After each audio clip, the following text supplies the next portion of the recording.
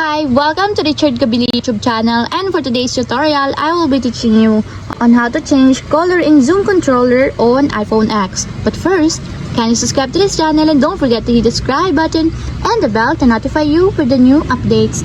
And let's start. Using your iPhone X from your home screen, first go to Settings.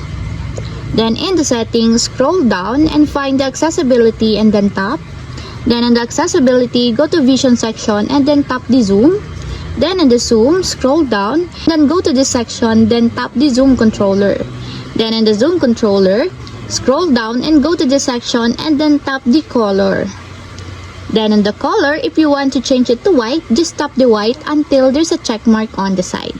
And if you want to change it also to red, green, or yellow, just tap the color that you want until there's a check mark on the side to change the color in Zoom controller. Just like this.